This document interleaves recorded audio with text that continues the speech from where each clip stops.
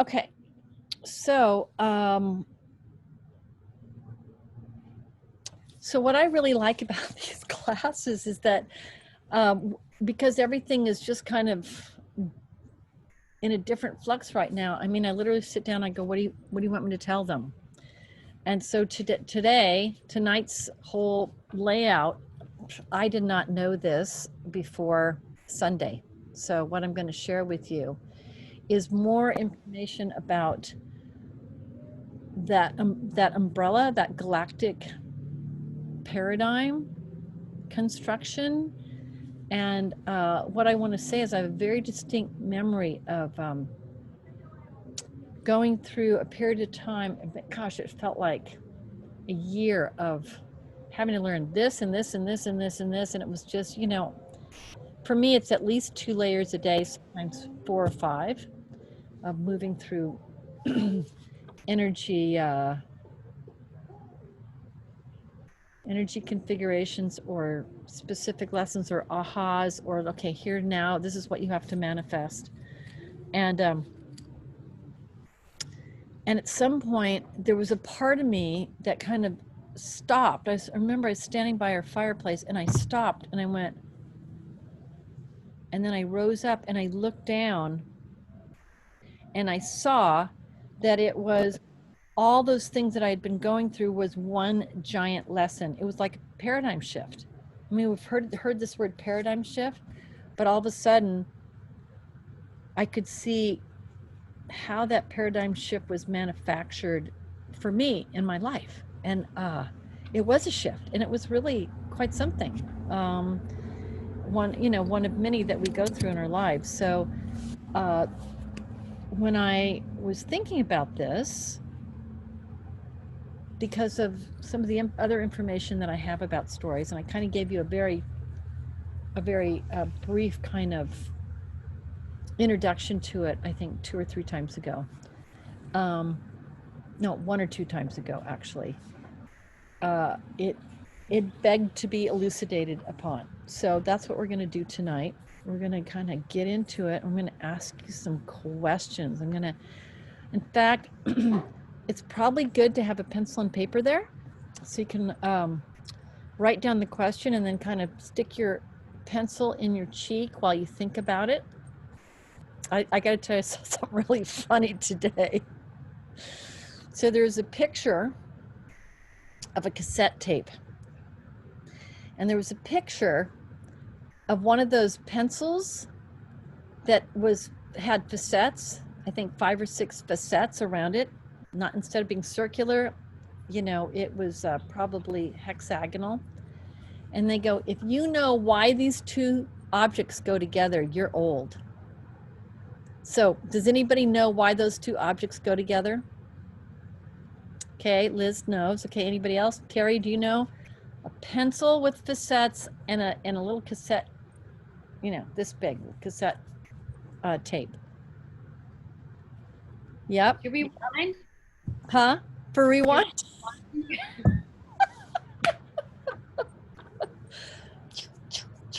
Yeah, I had to have a laugh. I thought that was very funny.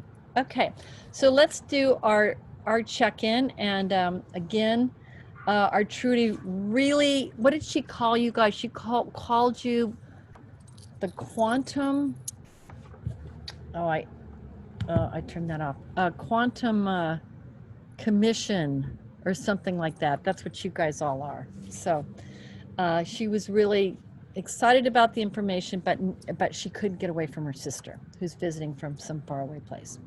Okay, so we'll start with Mia, and just a little brief check-in about your process and tools and all that stuff.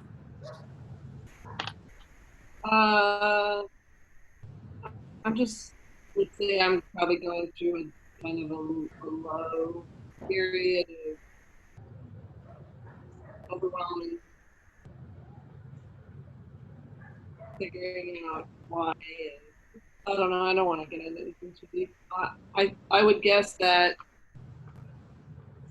I haven't taken the time to really think of it in context of the story. I think that's what I'm working out. And there's a lot of dreaming going on that I wake up from very emotional and um, having to really confront depression, not in a severe, oops, everybody should be scared about it for me kind of way, but just an honest acknowledging that that's what's going on. And I'm one of those people that would go to the doctor's office every single time, even though I had all kinds of shit going on and issues, and they would ask me if I was depressed, and I'd always say no every time. No, not me. No, not me. And this week I realized that I'm a high functioning person when I'm depressed, so I do everything still the same for everybody until I'm alone, and then I cry, and that's what's been happening. So I finally told the truth at the doctor's office this week and filled out the forms, and it's felt good to be honest. So there you go. Just to let you know, there's a little wavering with your transmission of your voice to us. We can understand what you're saying. I can, but it's a little wavery. I don't know if you can get closer to the computer or what, but just to let you know. I understood. It's going to be the internet connection here. Okay. Okay. But can you hear me okay? Okay. Awesome. Okay. Well, we're going to have some time together tomorrow, Mia, so we'll see if we can address that. There's Michelle saying hi with Q. He's being unappreciative of round. He likes to be close to everybody, but he doesn't like to be picked up, right, Cuckoo? Unless you're taking him to his food. Okay, Terry, let's hear from you. Hi, everybody. I'm finding that time is going by super fast. Sometimes I don't even know where 3 hours have gone. I'm working on keeping my vibration really high and spending a lot of time in nature. I found, Valerie, I think you did a third eye opening at one of the moon meditations. And from that point forward, whoa, I'm finding more and more that I have these psychic moments that I'm thinking just a thought, and then I'll read it and then go, oh my God, that transpired, or, you know, it just happens every day now. So I attribute it to that, and I am listening more. I'm paying attention more to what I think is what I would just dismiss in the past because it wasn't. So I'm a logical person, and so I have had to put logic aside and just trust they're giving me information. I should just do it. And then it turns out, oh, okay, yeah, now I understand. But I'm sort of giving up this need to know and just listen and do. So that's a new pattern for me, which I'm really excited about. I love that. Letting go of my need to know. And I'll tell you a little story about that when we're all through with everybody. But that's great. I like it. Yeah, I got it. Okay. Miss Aviva? I am really uncomfortable in my body today. I feel like my myofascial tissue is pulling in all these bizarre directions, and it's giving me a headache. It's hard for me to breathe. I'm hoping when I have that appointment with you tomorrow, Val, that if it, you know, it seems like it's probably like a rib that's out. I did some yoga yesterday and some stretching, and I think it was probably putting my body in a good direction, but that my myofascial tissue has been in such a bizarre configuration for so long that it's just, yeah, I don't know. I don't feel good. Anteriority. Anteriority. I'm not sure what that means, but well, your third one tends to, you know, your thoracic curve should go like that, but sometimes what happens is instead of being curved, it goes like that. Now, one thing I'll just tell you about that you could possibly try for tonight is you do the bridge pose and you put your arms over your head. And if you can grab the edge of something and traction your body that way with it, and then slowly lower down. Every once in a while, you'll get a pop and you'll go, oh my God. It'll put the rib or the thoracic vertebra back in. So you can try it. So you go up in a bridge, you grab something with your arms are overhead, and then you slowly lower down, starting at the top of the thoracics and go down like that. And like today, I was demonstrating it to someone, I felt one of my ribs pop in. And I went, oh. So you could try that tonight. We'll tend to it tomorrow, but if you can get any relief, that would be great. Also, tennis balls sometimes will do it.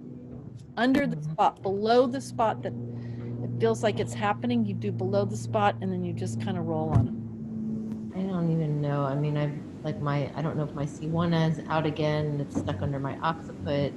I'm like becoming acclimated more and more to dysfunction in my body, which is not really the direction I want to be going. And yeah, as far as tools, I shared with you on Saturday. I don't know if you want me to repeat that or not, but I've been doing this practice of noticing where there's shadow. I've been working a lot with shadow for myself lately, where it's this experience. At one point, it became, all the shadow material became really magnified, and I got the message to lean into it. And my version of leaning into it, and what I feel like the medicine that I got out of it, was this recognition, if it's, say, for instance, a projection, and I'm feeling really hurt about the way that somebody is showing up or not showing up in my life. And then I bring it back to myself and recognize that, oh, this is the part of me that really wants to feel like I matter and I'm important and I'm seen and I'm cared about. So I find whatever the underlying need is, whatever the underlying story is underneath the projection, underneath the shadow. And then for me, I've created a somatic connection with my hand on my heart. So then it's this compassionate way to come back to myself and say, oh yeah, that's the part of me that just wants to be loved and seen, and maybe feel worthy, depending on what the story is and what the projection and shadow is in that moment. And then I'm holding myself in that love, and I know that I have something to offer and that I'm worthy of love. And it dissipates the energy around the projection. It helps me clarify that is just what it is a projection, and that whoever's on the other end of it is just showing up as how they can, and it's not about me, right? But what is about me is a projection, and that how can I come back as quickly as possible to this compassionate, loving place with myself, where I can bring that medicine back home, and with compassion and love. And I've been finding that I can work in all different ways, like whether it's like my ego and I'm playing myself down, whatever it may be. So the more I can lean into the shadow, the more I can show up with love and compassion. If I follow this kind of like recipe that I feel like was given to me to work with. Sounds yummy. It sounds like you're employing the point of observation. And if you recall, we had when we did spent our time in the corridor, it's all about the point of observation. I'll speak more about that after we kind of go through the other two people here I'm sharing. But it's really important. What you're talking about here, you're talking about three things that we've studied here. So you're talking about, number one, the shadow, which we know that the shadow is behind us, and that we can activate denial in order to not deal with it. The second thing is personal story, which is where you have that actually where you have the point of observation, where you can remove yourself from the reaction. I'm going to just mute here. There we go. You can remove yourself from the reaction. In other words, you could say something to me and I'd go, what? Like that, right? I could do that. And then I could go into my MO. And we're going to look at that tonight. What's your MO for encountering life's flow fluctuations, right? That's a flow fluctuation. When something reflects something back to you that causes reaction. But if you can gain a point of observation, like you're talking about, you'll see, hopefully, that not only can you heal yourself compassionately, which you're talking about, but you could also start laughing because you start seeing it's a friggin' dream. You're like, oh my God, it's just a dream. I'm like participating, but I'm also creating this. And when you get to that point where you almost can laugh that you're creating this thing, it is so freeing. I cannot tell you. It is so freeing. Sometimes the steps to get there mean you have to go, oh, this feels like a, so you identify it, and then you go, okay, I'm learning not to react. Okay, so I'm going to have a point of observation. And then I know that in this situation, the feeling is hurt of that being, and that being includes the child. Well, I know that in order to heal that, one of the things I have to do is have compassion for the child or the self as a small s self, because the high self doesn't need it. The high self doesn't need it. In fact, I heard this Sanat Kumara in my head. I kind of gave credit to Sanat Kumara for something this evening, and I heard him go, we do not need credit. Like, don't even bother going there, because we are it, right? So don't give us credit, right? We are it. So you're employing 3 very strong places. And when you really, it's not just compassion for the self, it's compassion for the storyline, like this. Looking up and down the storyline, going, that's really trippy that I created that whole lesson. I wonder why I did that. Oh, so I could learn, about density, or I could learn about love, not love, or I could learn about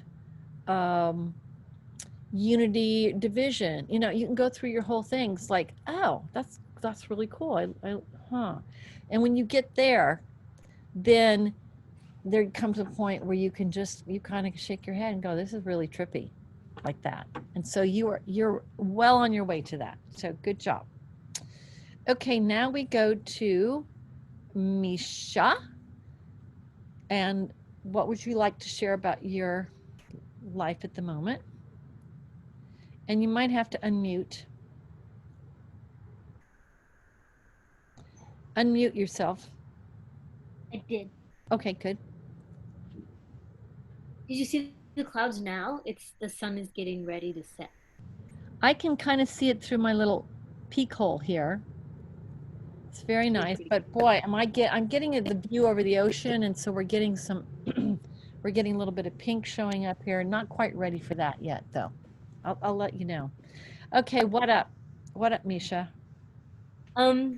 So Mia showed me how to use the 5Ds, so I've been practicing that. And I did some work with Elizabeth, and that was really intense. The week following, just managing that, how it presented itself was intense. And so I've been practicing the crystal traveling body and adding Sanat Kumara. So with that really expanded the channel. I felt like it expanded the channel from where all the way to State Street. So I've got this radius of protection in my domain. Right on. And that was really, it's been really exciting to have that constantly be there. And let's see what else. Oh, I watched the video you sent. David Bohm and Krishnamurti. Mm-hmm. And I thought, wow, I'm embarrassed to say this, but I forgot about Krishnamurti up in Ojai. I haven't been there in such a long time. I would love to go up there and just hang out in his garden and just feel and absorb that really beautiful, gentle energy, healing. Totally forgot that. So that was very interesting. And speaking of, you were talking about the observer and the observed. So that was very much what that was, that video was about. So pretty cool stuff. Yeah, I liked it. And the quantum potential. The quantum what? Potential. Yeah, quantum potential. And I want to remind us all that I'm also reading, well, I'm going to wait. I'm going to go to Elizabeth. Are you done, Miss Misha? Yes. Okay. So we will go to Elizabeth now. Well, so I've been experiencing, as you know, some kind of toxic stuff. And the interesting thing is, you know, observing it, and I know that I'm observing it, and I'm just watching the hive mind kind of get going, and doing all the different, pardon me, things that I know to calm it down. And then it would just keep ramping up, and then you know, so it's been kind of a little up and down kind of stuff going on. And I realized, you know, obviously I'm co-creating this all. So then last night I just thought, okay, let's check in with the, you know, getting the extra energy. So I was doing the Aduhentes, which is started the Aduhentes into the dream body. Just really, I just feel so much energy from that, and then pulling it down. I didn't feel anything, not a thing. And so I went all the way through it, and then what turned out to be was that there was some kind of big controller thing behind me. So I was like, oh, okay, let's dismantle that. So yeah. So, and then I redid the Aduhentes, and then I could feel it. Like, oh, they were freaking orchestrating the whole thing and sucking my energy. So that was really nice to get that off my back.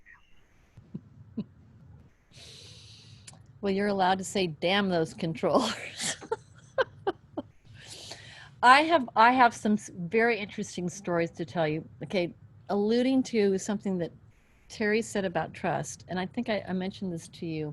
So I'm in Sedona, and you know, the way that I receive information, it's a conglomerate of knowing, seeing, kind of hearing.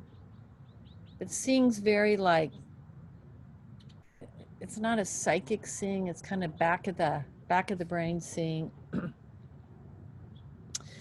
But one of the things that happened is I heard this voice said, do not go to work August 12th. Do not leave the house. No, do not leave the house August 12th. So I go and look at it, and it's the middle of the week. It's a Wednesday, and I'm like, bummer, that's like a busy day at work. And so, of course, I told a few people, and so, of course, poor Michelle thinks, she gets up in the morning, you know, and she takes my pulse, you know, is she alive? You know, so nothing happened. I just sat home all day, and I really worked on writing. Got a couple different pieces written. But that was the whole point. Don't leave the house.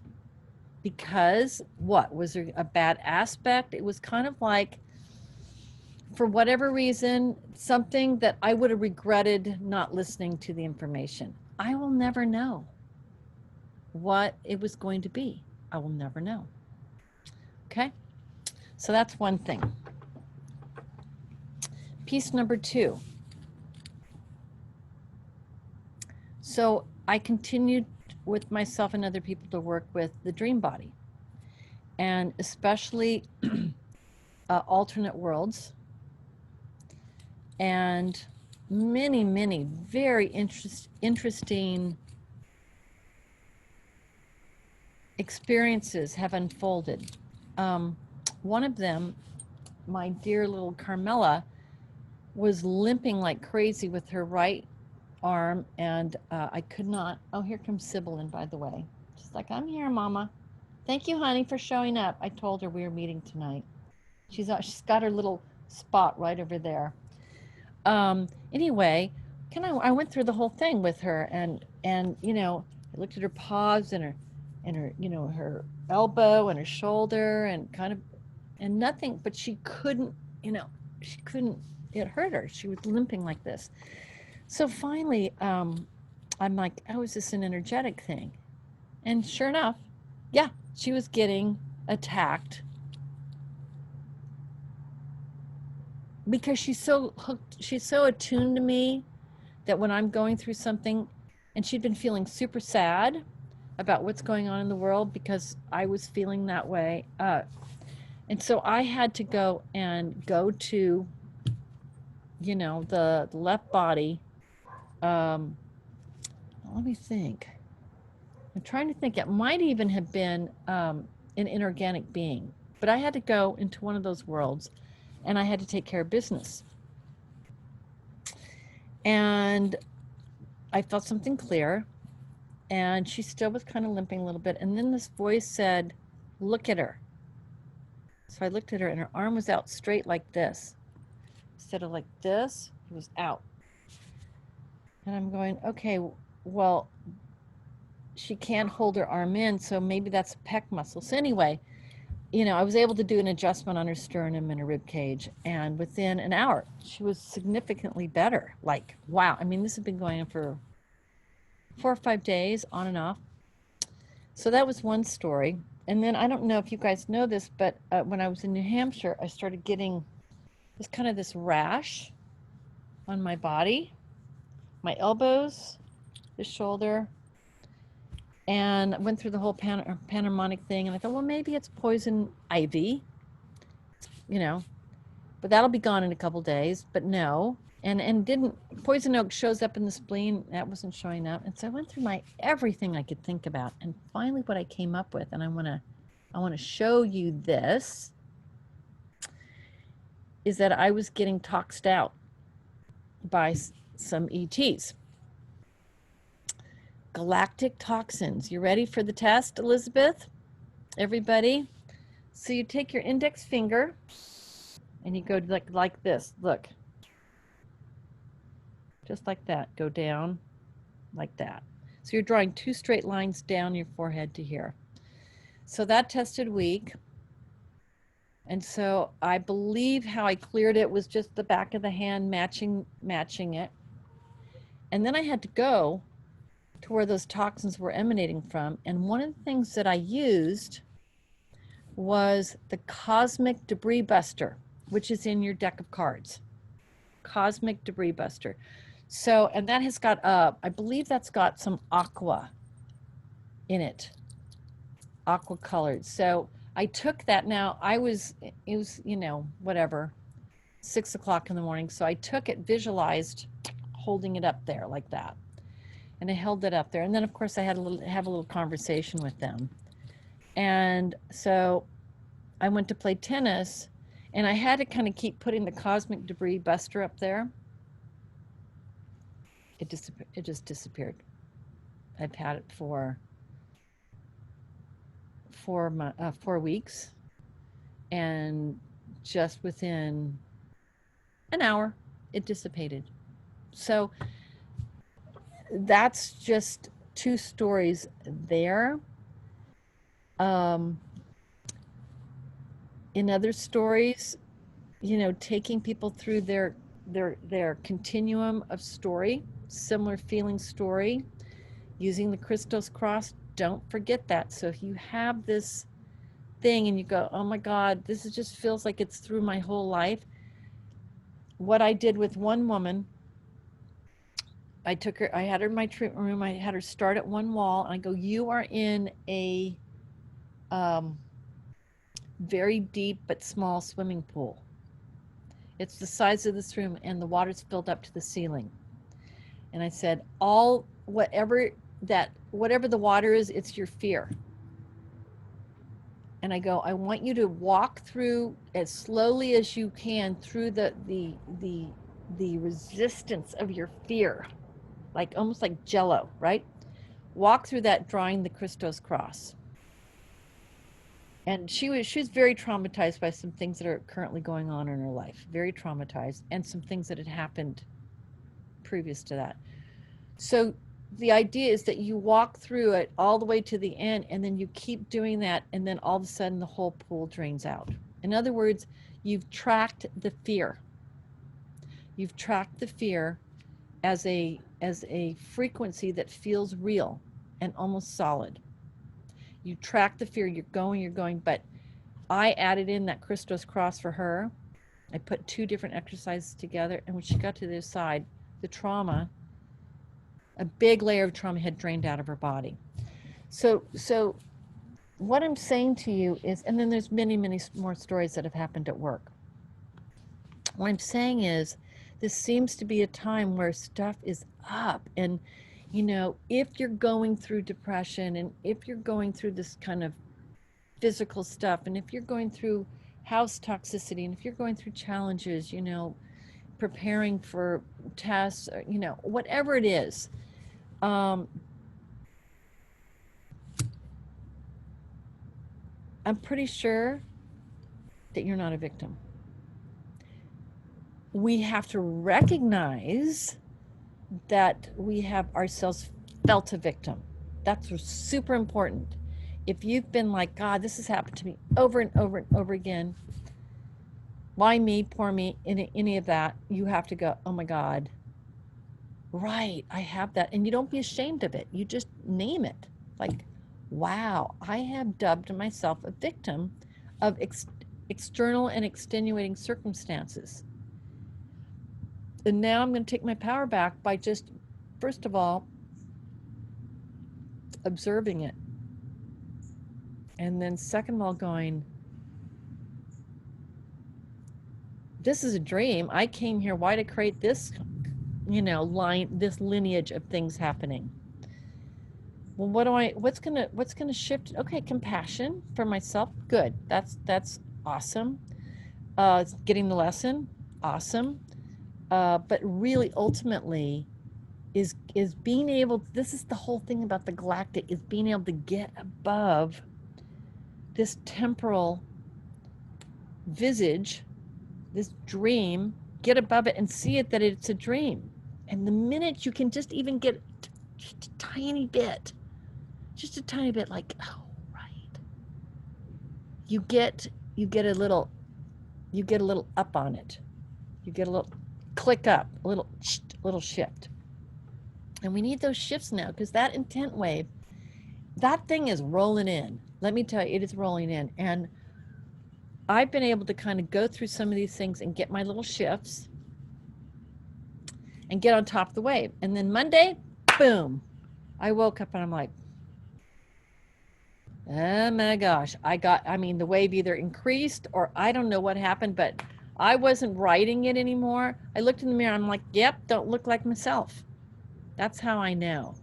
I look in my eyes and I'm like, you're not looking like yourself. So really, Monday, Tuesday, staying home Wednesday, had some stuff happen through there that was challenging, but I stayed with it, and I did what I needed to do. And today was perfect. You know, it was a perfectly busy day. Very, very busy at work, and I heard lots of stories, but I was able to just stay with it and track it, because I had used my energy to observe that what I was feeling was just transitory. What I was like, instead of going, oh no, I like it, God, I thought I was doing so much better and now I'm not. No, I just go, oh wow, the wave got bigger.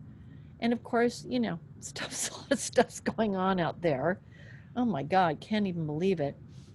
And so it was just time for me to have my time, you know, like many of us, we wake up at 1 in the morning, 3 in the morning, 5 in the morning, and go, okay, show me the next couple layers. And in doing so, when you ask for those layers in a cogent way, and you are going, I may only be able to see this part of it, but I'm willing to see that part of it. And this is what we call a paradigm shift, where you see this part, this part, this part, this part, all the way up. And then all of a sudden you get the whole lineage and you're like, oh, right. That's what she was talking about. Or that's what they were talking about in this book, et cetera, et cetera. So, and that's what I really loved about that reminder of the little film, you know, the infinite potential, is that what he's calling the implicate is the quantum. It's the energy behind things. And I'm reading a book right now that one of my patients brought in. He goes, I want you to read this book. My buddy's an MD, and he wrote it, and I want to share it with you. And so basically this book is saying that medicine practices, this is what's wrong with you, and this is your chances. You have a 95% chance of dying from this, because this is really bad. Not like, you know, there are people who recover from this, and let's go find out what they did. No. So he's writing this book like it's a lot about understanding the quantum, and that he would give suggestions to people, just not even hypnotically, but he'd put his hand on them, he'd breathe with them, and then he'd say, you know, this can be challenging, but I feel that you're going to just immediately get results just from having this conversation. And the people would. He has so many stories in this book. So it made me realize that that he is basically saying we're creating this.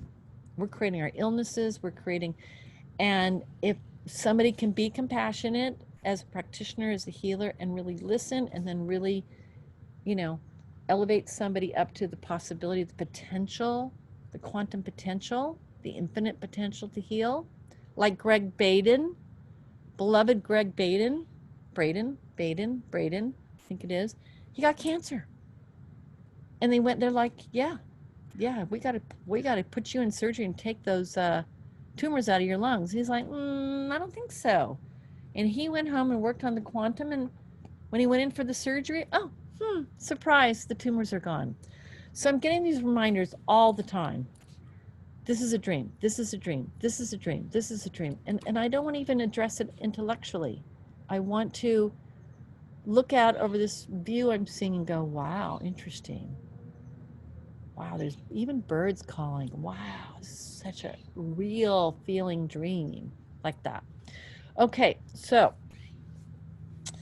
that's, you know, there's more stories, but just, oh my God, what an interesting period of time between when we last have met. All right, now we're going to go to screen share. Yes, Aviva? I'm wondering what Elizabeth did to get rid of the controller. Speak. I had taken a class with a psychologist named Merle Yost, who basically has a bunch of prayers, and it's kind of a shortcut to knowing how to handle it on my own, because basically figuring out prayers for whatever enlightened being, there's been so many prayers over the years. It's like how many prayers happen in the Om times, you know, millions upon millions of things. So it's basically just having an enlightened being handle it for you. And I don't know if there's anything special about his process or if just knowing that is enough to help you, but there are specific prayers that I do based on his work that kind of took me from being felt like somebody's random, some negative energies random lunch to having protection, much more protection. So it's kind of been night and day for me. The other thing, Aviva, So I just pray to that. I want to say too is that, and I have encountered in one circumstance a controller in somebody. I want to remind you that they do not do well with two elements. One is lead, and the other is iron. Homeopathic, and what I mean by that is like I just take lead and I feel what it's like, and then I just project it at directionally behind me, you know, or, oh, that's right. And you know what? Carm also had a PPW that I had to go and clear. That's right. But lead and iron are two things that you just think about, and you know, you can wave it through. Like if you can quantify a form of some kind, and you can just wave it through this way or wave it through that way or back and forth. Lead is the first thing you think of, but sometimes it's iron. And I think it starts to like act like an eraser in Photoshop. yeah, The lead, yeah, it does. and I'll go sideways. They tend to be all over in my right behind at 2 and 3. Yeah, it's effective. It's very effective. And sometimes fire. I've had to go in with fire. okay. The elements, you know, and that was the interesting thing. When I encounter something, I oftentimes will say, Avatar, Christos will say, Buddha, whatever. Avatar, like an encode, no. A mantra, no. One of the shields, no. Element. A lot of, for me, I just work with the L. So gold, copper, silver, lead, iron. Those are a lot of the main ones that seem to come up and work really efficiently, sometimes in just, you know, 5 to 10 minutes. So a lot of it is being able, so what Elizabeth did too is she tracked through the dream body and then she found the controller. So that's the first thing, you got to find it and locate it. It's not like, oh, I have a controller, oh no. It's like she located it. A lot of times if you put your right arm behind you on the diagonal, it's right there. That's where they operate from behind the scenes, is behind you on the right. Now you're going to look at me and go, well, that's the left valve. This will look like my right arm, but this, you know. So also, I think that and one of the things that I had to clear, so we have controllers installed in our field, but we also have a source of them, fourth ring out, in the dimensional band. So human, superhuman, and ET dimensional band, 4 rings out, usually around, it looks to me it's on either side of the first gate. So the between gate 1 and 3, or just inside gate 1 on the way to 2, but generally it looks to me like it's right around that gate. And I've seen it with a bunch of people, a bunch of different people who are kind of galactic people. Okay, the other thing that I wanted to say was, in some of my work that had to do kind of with more of the planetary stuff, this is interesting, I actually had a breakthrough to the 5th ring. The 5th ring is a new earth. 2 times that happened. And when I went there and did whatever I was supposed to do, whatever was happening here resolved. Immediately. Just resolved. So I'm sharing these things with you as possibility. But now we go to screen share. How exciting. Okay, let's go here and bring this up like this. We'll go to play. All right, here we are, the Galactic Paradigm. Okay, let's see, we'll make sure we're on. Oops. Okay, so what we're going to go through here is we're going to think of the Galactic Paradigm as an umbrella over our reality. So we're dreamers, we're dreaming this, but it's almost like we have a galactic consciousness that is orchestrating how we're going to do it this time. And so what it boiled down to me was that this parachute, not this parachute, this parasol or this umbrella had 5 different spokes. It was really hard. I couldn't really find umbrellas that had 5 spokes, pictures, so, but it has 5 spokes, right? And that each one of those spokes is like a tube. And as you travel down that tube, there's less and less and less and less and less and less until you grok the whole thing.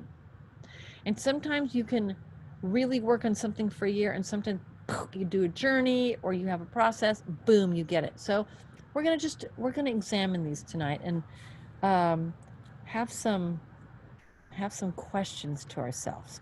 So what we want to say is why in this time of our history, why is this time in our history affecting so many people? And let me just see something here because I want to be able to read this and I know you can see it. Can I do this? Sorry, I'm interrupting. Do I go? I'm really afraid to punch any buttons because I end up messing it up. But Carlos, once intoned that that intent had this way of creating evolution by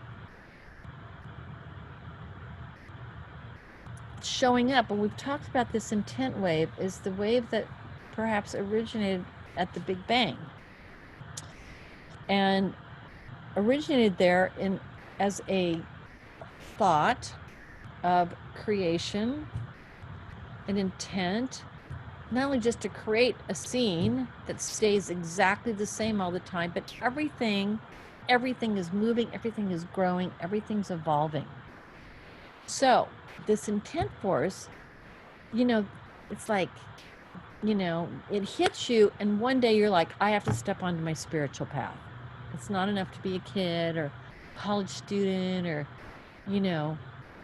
going to parties and all that. All of a sudden you're like, oh gosh, I have to grow up and I need spirit, I need God, I need religion, I need spiritual path.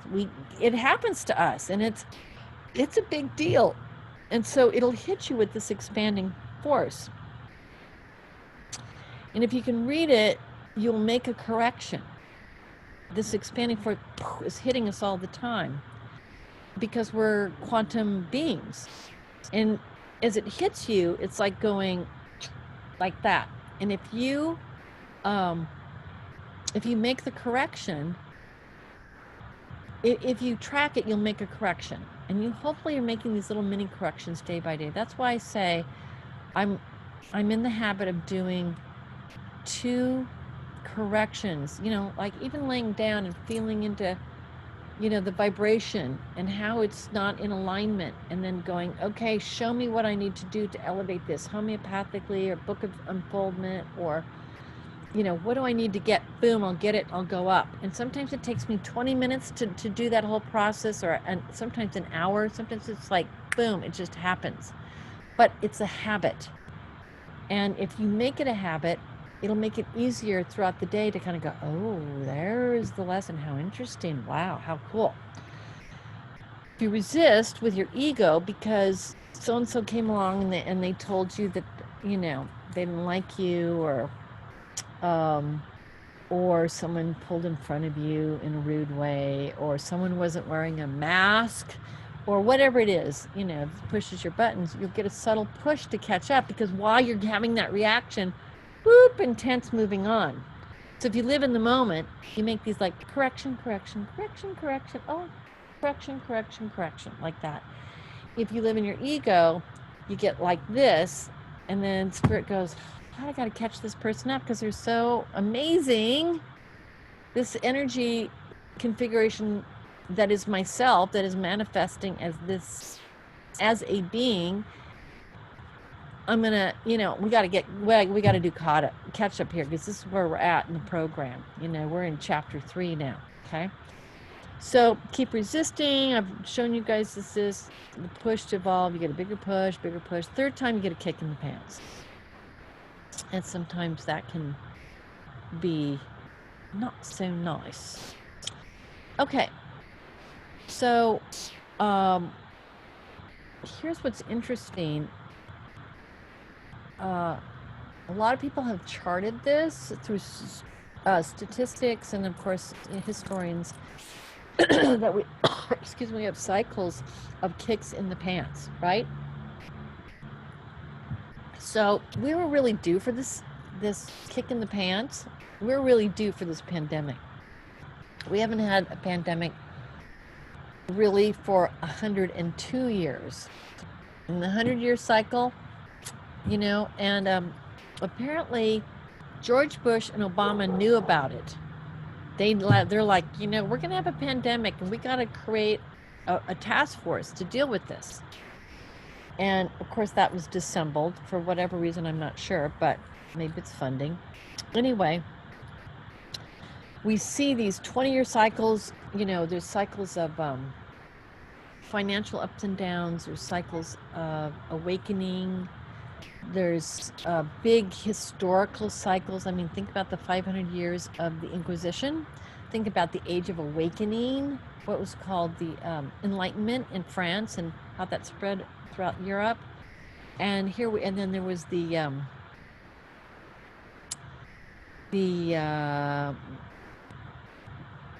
thinking, the waves of machinery, innovation through cars and machines that made life easier. And then of course we've had the digital innovation. So some of these hardships, we get through them, and then we actually get this burst. And there's this really good book called Art and Physics, and this guy, he's so cool. I loved him. I fell madly in love with him. He tracked how art and physics through the ages, the discoveries in painting, like, you know, painting used to be very 2D. You know, the face was like this. There was no shading that made it 3D. And then there was discoveries made, you know, of the stars and the heavens, and then they started being able to paint more 3D. And you know, he cubism, you know, was related to some things that were going on in physics. And you know, Picasso's developments, you know, were really interestingly tied to Einstein. And so we have these waves that come through, and then they push us, and we either handle it or you know, we get consequences. And so my friend Pam Mosley feels like this wave has an ending of an awakening. And so I'm going with that. I'm going with that because I can't go. We're doomed. Cannot do it. That's not why I came here. So the big question with this wave, are we going to dive? Are we going to survive? Or are we going to thrive? Dive, survive, or thrive. And I want you to, you know, be able to ask yourself this question in these moments where you're feeling the most stress. You're like, well, am I going to dive, survive, or thrive? And you go,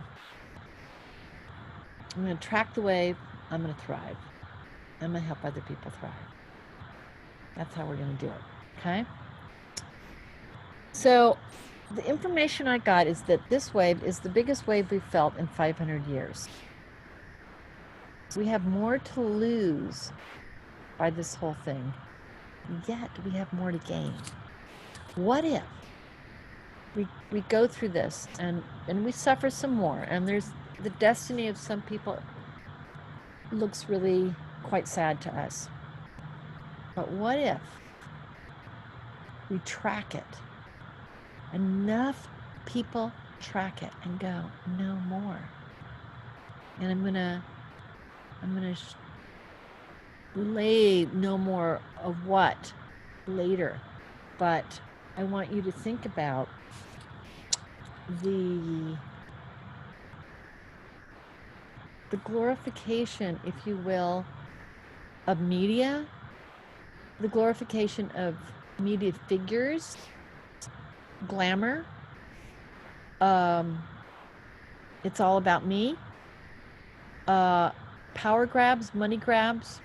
I mean, this has been really gaining momentum as a way of business being done in the U.S. In my life, I thought the 50s sucked, personally. I like the 60s and the 70s. But this has really been, this last 20 years, the age of entitlement. That's what I call it. So all this must be brought to light globally and into the light, right? Brought to light and up to the light. Maybe even into the light is, but up to the light. The wave, tracking that wave up to the light, both personally, culturally. Cultural means our community. Culture means our nation. Culture means how we relate, how our waves of relation go out. Spiritually, religion, activities, identity, how we identify ourselves. But of course, we identify ourselves in certain lines that other people don't. So then we have to go global. So while we're suffering through our own challenges, there's something bigger happening. We've got to keep our eye on that. In other words, there you are, you don't feel well today. You're depressed, toxic environment, something's going on with your body. And yeah, you got to deal with that. You got to use your tools to deal with it, but you got to go like this. You got to keep your eye like this on the bigger picture. Like, yeah, this is, I got to deal with this, but this is also happening out here. This is happening out here as a tactile aspect of the dream. Like, I didn't grow up with racism, but I didn't grow up with a lot of black people.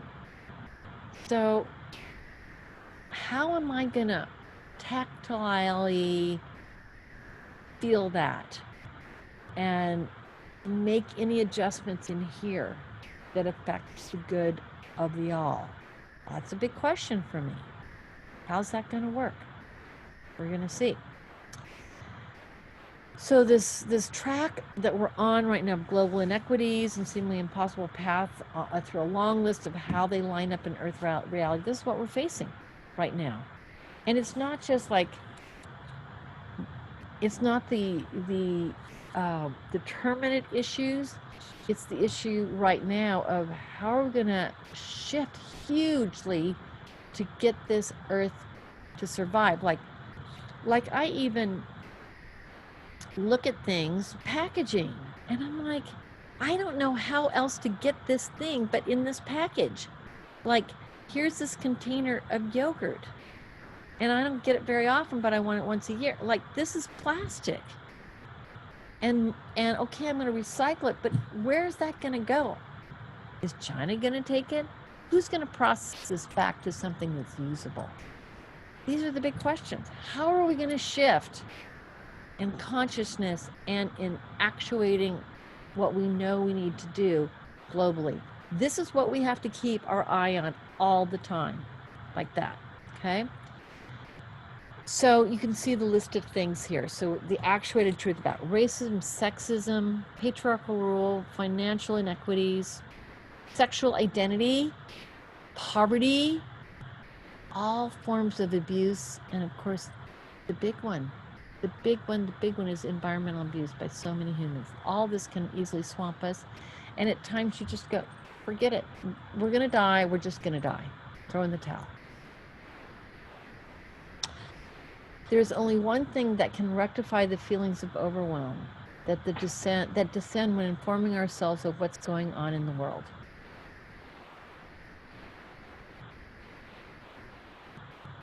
We have to rise above it dimensionally. So we're very much in 3D. We use time, but we don't perceive ourselves as time unless you go into your continuum. Or you attain the POA, the point of view, point of observation. So when you attain that point of observation in varying degrees, like, oh my gosh, yeah, that was my stuff. How interesting. Wow, I wanted to put it on that person, but nope, it was me. You know, having it that way. And so did you hear not blaming? Point of observation a lot of times is either detached or has a little tiny bit of a sense of humor to it. Tiny sense of like, oh my God, I bought into that. Wow. And that sense of humor, or that ability to not be pulled into the mire of the attachment to the Maya here, or the miasmic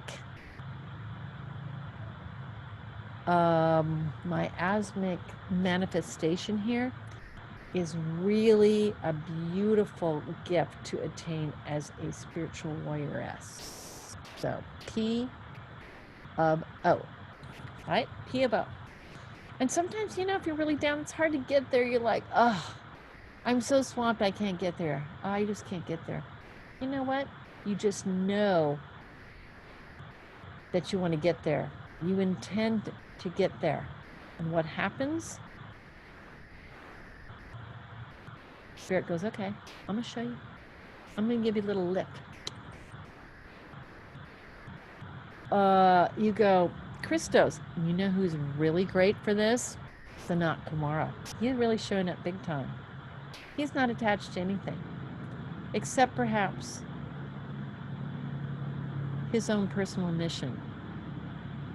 And however one measures a mission dimensionally. But boy, knows how to show up and get it done, I got to tell you. I do not mean to suggest that you ignore what's happening. What I mean to say to you is go galactic. In other words, this is our time, ladies, where we have to balance that. Okay, I got to go to work. I got to go to get groceries. I got to pay my rent.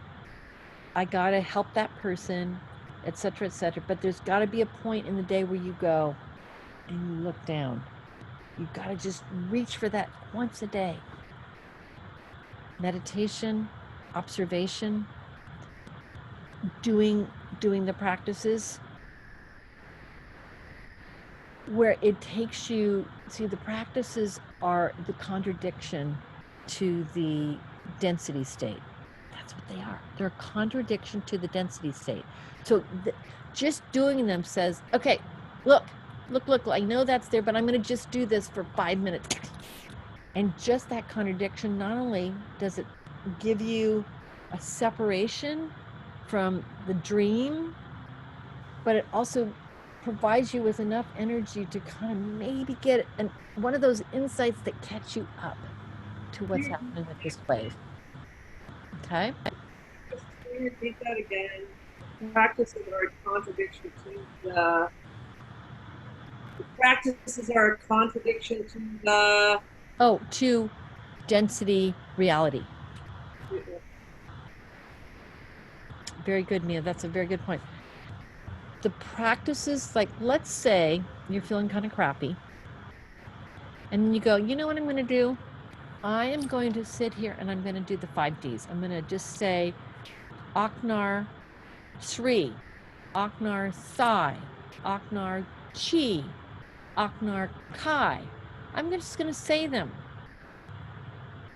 What happens is for that time that you're saying it, you're contradicting the agreement that this is the only reality. Because those practices are magical, those practices are dimensional, more dimensional, and those practices are done. The act of doing them, it detaches you from your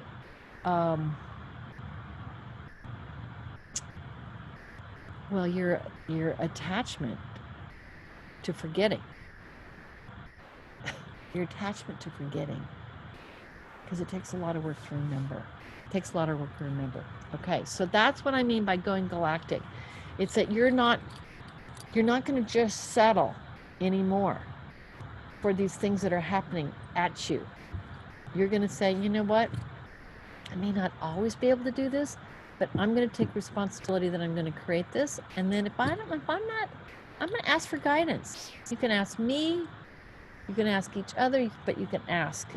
You can actually, I'm going to say, I think the one who's really guiding us in all this is Sanat Kumara. So you can ask SK.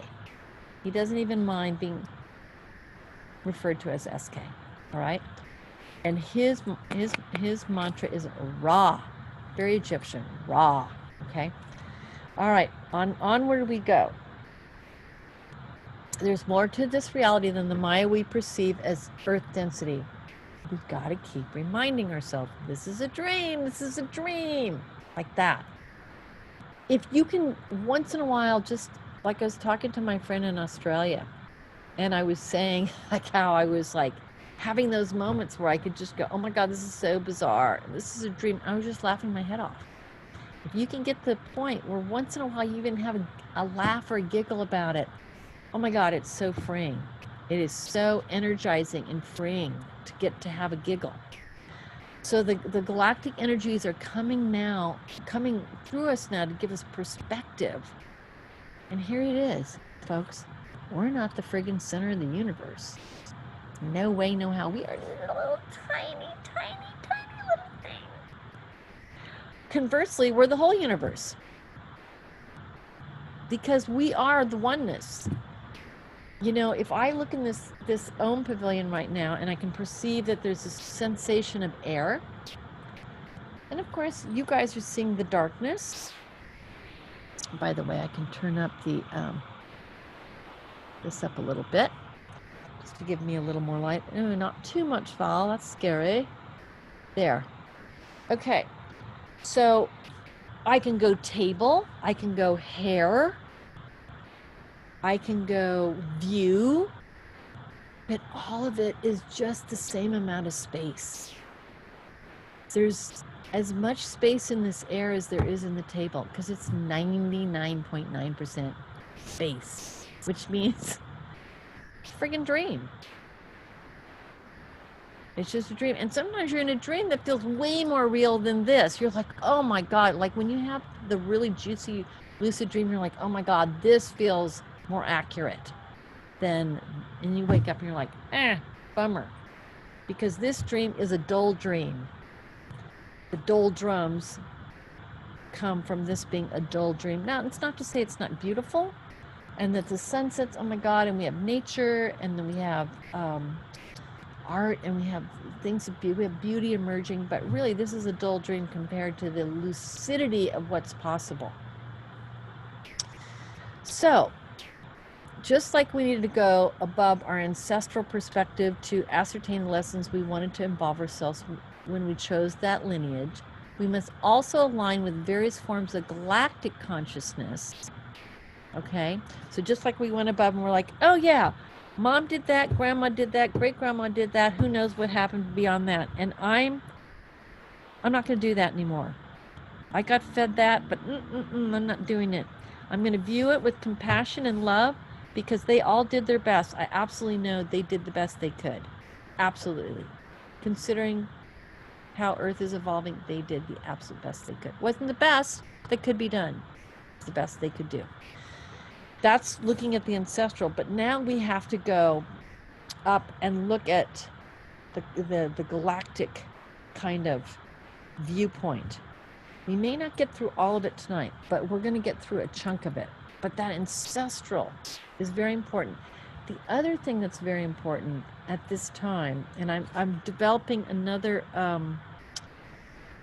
kind of an expanded version of the personal stories, how to release your personal stories, because I realized I wasn't addressing cultural stories.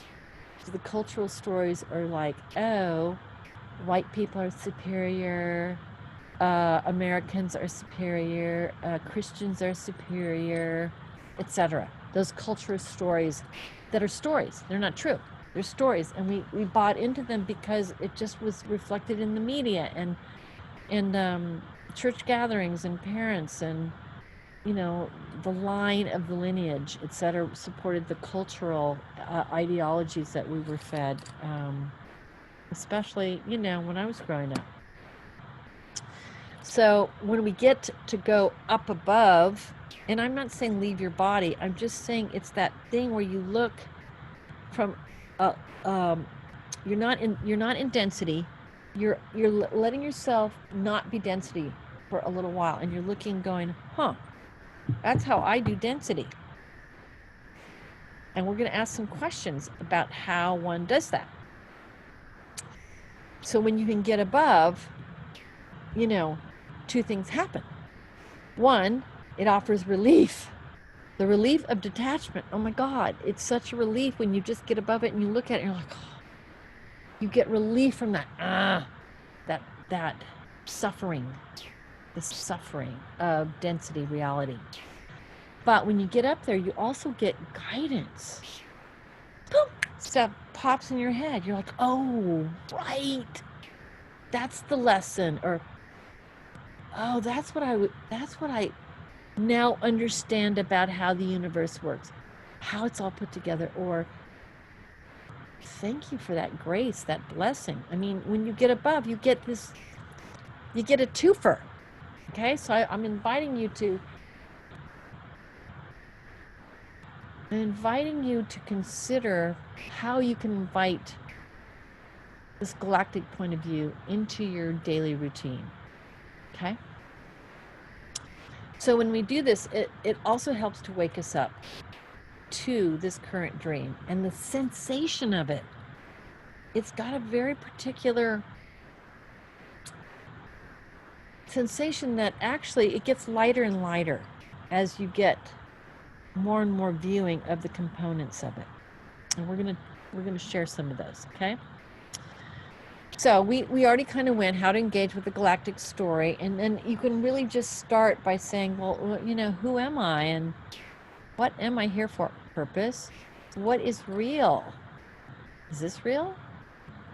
That what is real gives you detachment, and is this a dream? Gives you perspective of like, well, if I'm even asking this is a dream, then it probably is a dream, because otherwise why would I be asking that, right? So you get perspective. But the bottom line is, if you can start to engage with your, I go, well, what are we doing this whole thing for, this whole galactic story? And they go, this is the path to wake up. This is why you're in this group, is to friggin' wake up. Right? You want to wake up. You don't want to just do a bunch of work that does nothing. You have this thing in you, like, there's more. You know it. You feel it. And so what we're being given, and I really believe now, I really understand now that this path that the 7 of us are on, and Sibby too. Hi, honey. We're being intimately guided on this path. Nobody has done this path like this that I know of. Nobody. But this is a very succinct and guided path, and it produces results. I guarantee you it produces results. You got to trust me on this. Okay, so to get the results, you have to address your galactic paradigm, or the big picture, the umbrella. Now, if you guys get a chance to see the movie The Aeronauts, I believe it's on Netflix. It's a story about this guy who just thought, what would it be like to go up in a balloon higher than anybody's ever gone? And I believe they went up 67, no, way more than that, like 35,000 feet in the air. And there was no up there. They passed out. They almost froze to death. And somehow someone was able to crawl up to the top and let the air out so they could come down. But it's a phenomenal story. But they got to go to this place where it was daytime, but they got to see the stars. And oh God, I love that movie. So this is from the book of the guy who did that. Somebody made these beautiful illustrations. So anyway, on we go. Your galactic paradigm. This is the questions. How do you remain entranced by the Mayic dream? There's no direct answer here, but I'm going to ask you again. I want you to close your eyes. It's a very big question. It's a parachute. It's over the whole picture. How do you remain entranced by this dream? The dream is suffering and control and addiction and suffering and all of it. Obsession.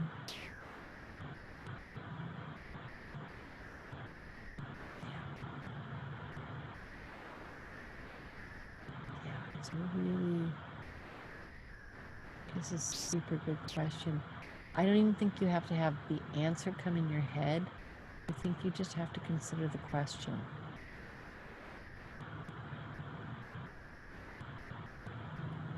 Like that, yeah. And then let your mind be blown.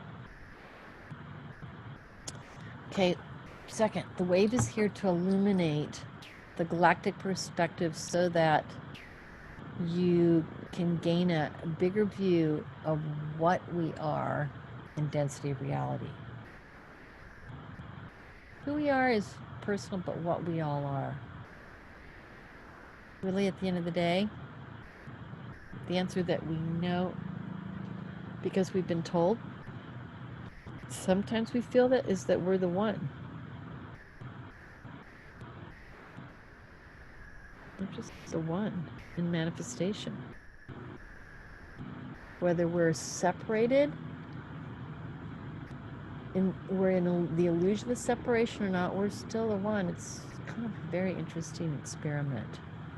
That the one could look like this, especially hatred and violence and separation and not diversity, but division, So we need to gain insight into the wisdom of the ages. And by the way, I am reading this, but some of what I'm seeing is a little blocked. The paradigm of entrancement has 5 arms or spokes to track and reveal your true purpose and to offer you the opportunity for graceful flow in density reality. In other words, navigational skills. So that as you go through this and as you're challenged by what's going on in the world, that actually what's interesting is that you get through a big piece of things and an opportunity opens up for you. And then you get through another big piece and another opportunity opens up for you. And you get through another big piece. Even though this huge challenge is happening out there, you're still getting some opportunities. And if this is a time where you're not, well then, seemingly, this is your time to do a lot of work. Like, yeah, get a lot of work done. So, or you find that balancing act between getting the work done and getting the work that is required by density reality accomplished. Also, everybody's umbrella will be different, but the basics I'm sensing are the same. So this paradigm with its 5 spokes requires seeing and releasing in the layers of Maya, ego, and programming. So it requires attention. Where do you get attention? Doing practices. Why do you do practices? So that you get the, first of all, you get detachment, but you also get the energy that those practices offer you.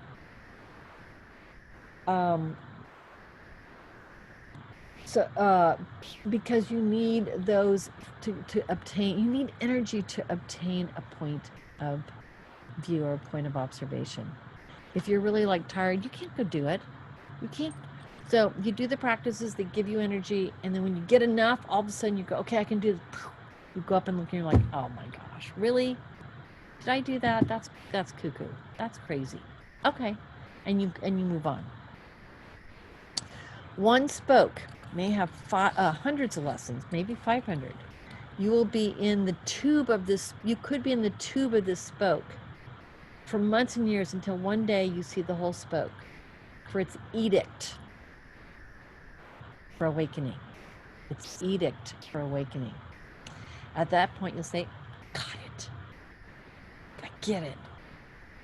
Yeah. Cool. Like that. Okay, so now we're going to go the 5 spokes of tracking your reality manifestation umbrella. Spoke number 1. And I want you to consider answering this for yourself. What is your default for interacting with density reality? Are you a doer? Are you a victim? Are you a solver? Are you a denier? Are you an abuser, or are you absentee? Those are the kind of the basic categories that came to me. So take a moment. And there's no good or bad here. I mean, obviously we don't want to be abusers, but a lot of times abusers were abused. But we want to go, to some degree we all abuse the environment, because we think we have to. So, what's so here for you? And I'm just going to give you a minute just to consider it.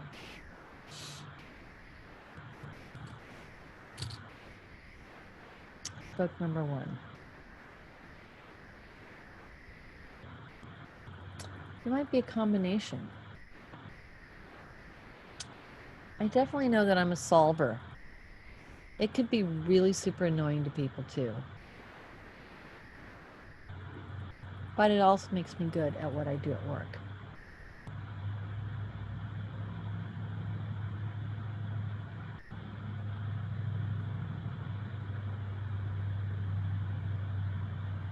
Okay. All right. Write it down. Yeah, what's your default? And this is like basically just how you show up. It's like nothing's happened. You just show up and you're like, I gotta get a lot of stuff done today. Or you're like, poor me, God, this stuff just keeps happening to me. I can fix that. But nothing's wrong here. And then abuser, I don't even have to illustrate that. And the absentee is like, not present. Not here. Okay. All right, spoke number 1, upgrade. Once you get it, once you get the whole thing, upgrade for interacting with density reality is see the dream.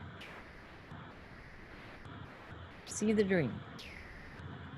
It's like, oh yeah, that stuff keeps happening to me because it's a dream. Or like, I think I have to solve the problems of the world.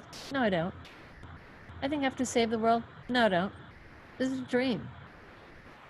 I have to see it's a dream. That's going to be very helpful. I'll start there. Yeah, very helpful. I mean, I went through torture because I thought I was here to save the world. That was in my programming because I thought I've had to do that in so many other worlds. And then it's like, no, it's no. You're lucky you get to do what you do, but you're not here to save the world. Okay. Spoke number 2. How do you engage your purpose? So are you always learning something, always studying, like more and more knowledge? Great, best student. So, you know, my purpose is to learn everything I can learn. And I have 2 really good friends who are like that. And they're amazing what they know. Oh my gosh. Are you here to be of service? Now, service can be on a level that, you know, I'm here to make sure everything's clean. Let me clean your house. I'm here to be a public servant. I'm here to serve the environment and animals, etc., etc. Or service can be, I'm here to help the planet awaken in whatever way possible. Service, okay? Lead. I'm here to lead. I'm here to lead a battalion of people that are going to really reach out and make a difference in the planet. Work. I'm here to get stuff done. Listen, this city wouldn't run if we didn't have a lot of workers. I'm here to get the work done. And maybe it's the work around the house, or maybe it's the work at my job, or the work at my church, but I'm here to get the work done. Art. I'm a creative. Got to do my music.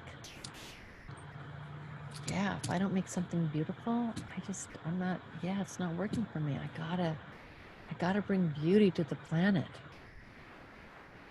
Inner. I'm here to be a point of consciousness. That's my purpose, to be a point of consciousness. And to hold that for all. Okay, see how those all feel differently. There might be some other ones in there, but ask yourself now, of those, which ones are speaking to you as how you are going to engage your purpose for showing up at this time as a being who has galactic resonance woven into your fabric. So yeah, write it down, think it, feel it. If you're not quite sure, you can ask for guidance.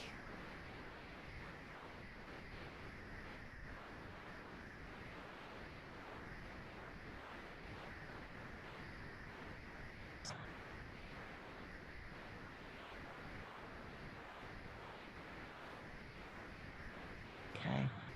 All right. Good question. All right. Spoke number 3. Now, and that could take you a long time to figure out, by the way. You could think that you're just here to work. And then one day you're like, no, I have to do my art. That is my soul. But a lot of things could be in the way. Like they say, well, you can never make it as an artist. You can't make a living being an artist. Like, your stuff's no good. You think you could sell that? You know, so there's layers and layers of stuff that we work through. Okay, spoke number 2. How do you engage your purpose? Really act as the soul. As the soul. I am going to show up today as the soul. So I could say, well, as the soul, I'm a healer. Is that work? Or is that inner? Yeah, that's a good question, right? As the soul. And what I know is that as I know my purpose is to indeed help the planet. Yes, I have a job where I get to be a healer, but really maybe it's to work on the inner planes, right? That's my true alignment. And maybe it's taken me a long time to get here. 45 years, maybe? Okay, spoke number 3. How do you handle flow disturbances? Do you react? Do you confront somebody? Do you rationalize it? Oh, who cares? Oh, I don't know. Well, who cares? Well, that person did that because to retract. You did what to me? To deflect. Or do you just go into, it's kind of non-recognition. I'm going to call it ignorance, but it's like, what? What? Yeah, it's kind of I hate to use the word ignorance, but it's something like that, okay? So now think about when you get flow disturbances in your life, like something doesn't go your way, or someone pulls out in front of you in their car, or you see stuff on TV that contradicts how you think things should go. Yeah, how do you react? When you buy into the dream, so the wave's coming through and it's dishing stuff out to you. It's pushing you. It's contradicting all of your stuff, your whole story. It's pure intent, and you're engaging in miasmic story, as we all are. There's no judgment there, but we all are. But that wave is hitting you. How are you going to negotiate the force of that as it's affecting you day to day? How are you going to negotiate that?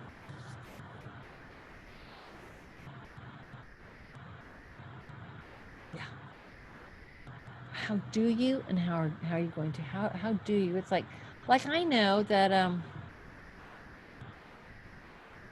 yeah, I see certain things that are happening in our country, and I say certain words that are not the prettiest words to be said. I react, and then if I can just hear myself, then I'm like, it's a dream, and I have a giggle, and we're all one, and I go, right. So I'm acknowledging what's happening, what I'm doing, and then I go to the next step, which is pause, process, pivot. Okay, let's say, that asshole. Oh, I just heard myself say that. Okay. What should I do? Okay, process. Yeah, that's not helping me to say that. It doesn't change the situation. It just creates more division. Okay, so I'm going to stop what I'm doing here. I'm going to pivot and just say I'm going to go right to unity. Okay, I'm going to hold unity for the planet, or at least for our country.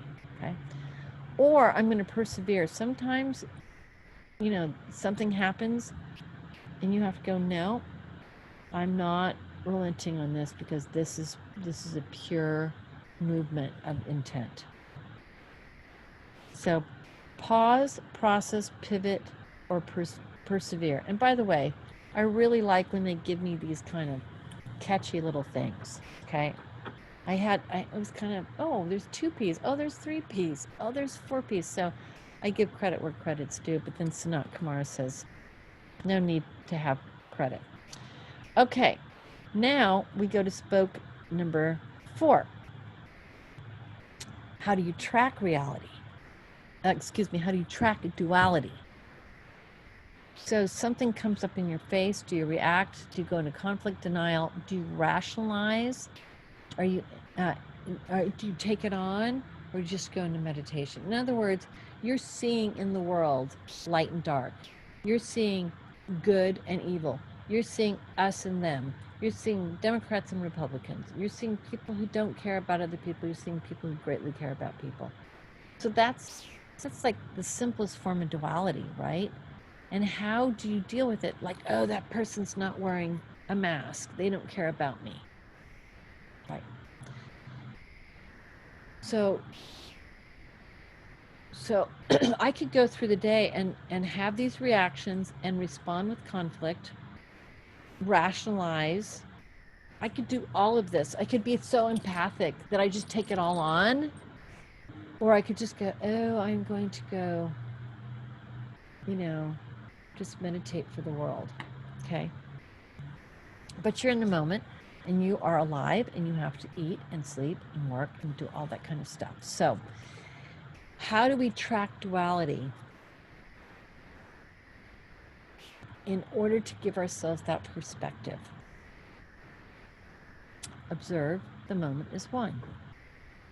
So in that reaction, I'm going them, and then I have to go one. Thank you, whoever, that was very good. Someone just gave me that inspiration. So them becomes one. Because when I say them, it's already dualistic. They did that. And it's really funny. Mia will appreciate this. I have a cousin that I love dearly, but she is very much not perceiving reality as I do in terms of what's going on in our country. And so there's things that are said on Facebook. And so then, okay, right next to that is Megan Parrish's, and Megan Forbes, I guess, that's her, Megan's beautiful watercolor painting that shows up in my feed. How she's done all of these paintings is beyond me. It's just they're so beautiful, and then she's got this beautiful message. And so I have another giggle, and I just say, there's the universe going, all right, look at duality, and then get the real picture of this beautiful expression of the oneness through this art with so much light. If you haven't seen her things online, she's been involved in our meditation. She recently lost her second husband. But I mean, absolutely, so watercolors, so full of light. I mean, they're internationally acclaimed. So, quoted both of us, Valerie. What? She has quoted you and me. She's quoted us? You and me. Oh, okay. Well, no, I didn't know that. And you have to look back through, but oh wow. Okay. Namaste. Love that. Okay, so observe the moment as one. Observe the moment as one. Observe the moment as one. And then you have another giggle at yourself. It's so helpful. It's so helpful. I got to tell you, like you go, I just did it again. Oh my God. And sometimes I'll think of things, and then I'll muscle test. They're like, no, you can't say that. I go, okay. It's like, I want justice and I want people to be cared for, and I have this, but then it has to be the way that I think it's going to be, right? So that's duality. Okay, book number 5. How do you exist in community? Like, how do you show up? So I'm thinking about, like in the old days, tribal, matriarchal, You know, everybody had, you know, they had to work really hard to survive. So they had to travel sometimes because they had to go north to get all the food in summer. So that's where the fruits were in Europe and everything. And then when it got really cold, they had to go south. So they migrated a lot, and they created art in their own ways much later. But they had these, you know, survival circles, which were, you know, the first communities. And then, you know, some people were the worker bees. Lots of people are the worker bees because there's a lot of stuff that has to be done in density reality. Just lots of stuff. I mean, just imagine living on your own, all by yourself, and no packaged food. What do you feed your cow? Okay, you have a big thing, okay, but then you have to get all the hay. So now and you never want to kill the cow because that's what's giving milk.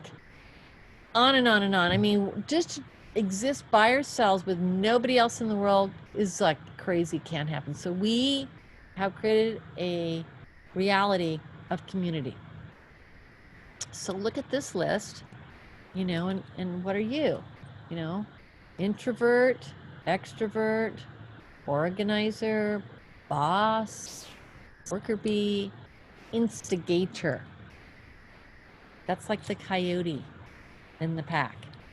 That's like the troublemaker.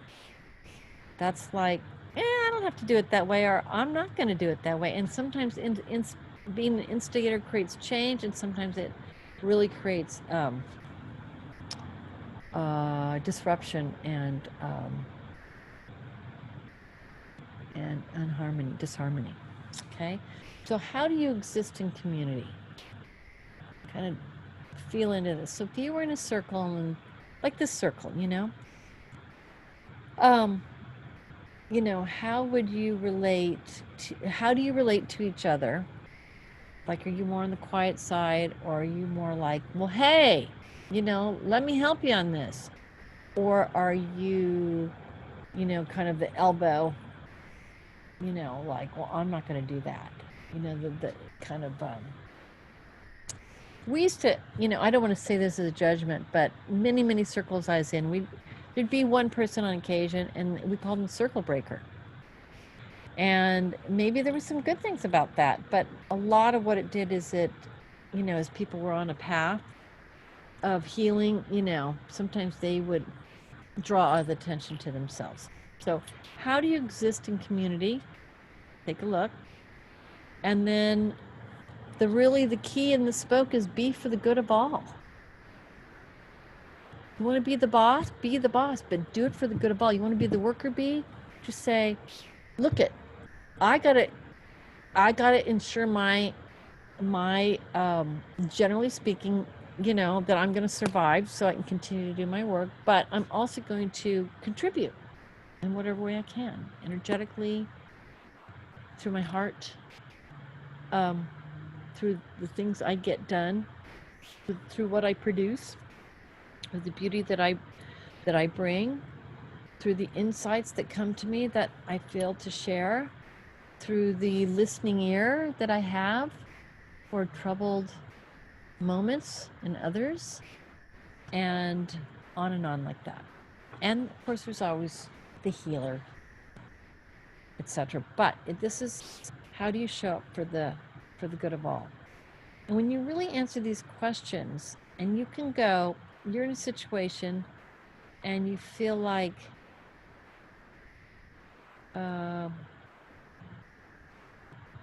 disregarded or left out or falsely accused, or somehow we'll say either excommunicated momentarily from the feeling of the community, or disenfranchised, those kind of things. It puts you back into the other spokes, reaction, et cetera, duality. And once you really start kind of getting these pieces together, I think as you see yourself as the one for the good of all, you attract other people like that. Because that's the dream you're participating in, right? So then here's what we want to do. We want to track this wave we want to track this wave and then observe. You're tracking the wave and you're observing density duality like this. It's kind of going, wow, that was a creepy day. That was a hard day. And you're just observing it, right? And I like this because it says the wave is kind of hitting us, but then it actually manifests as particle, meaning the particle of this table.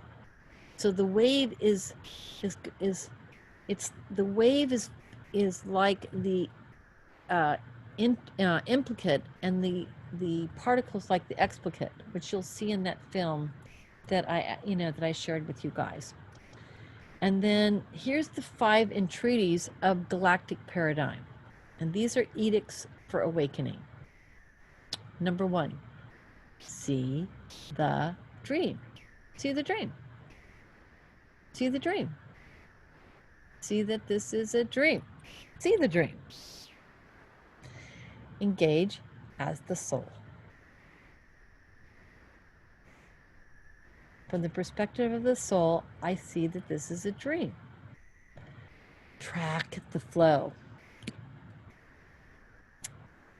When shit hits the fan, track it and go, whoa, that was crazy. I'm going to have to ride this. Or, hey, what do I have to learn from this? What do I get to learn from this?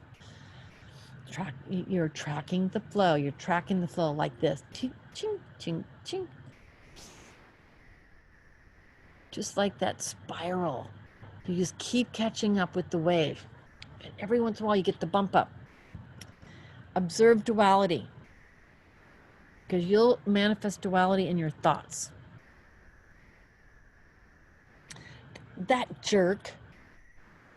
Why did he do that? Oh my God, he's so stupid.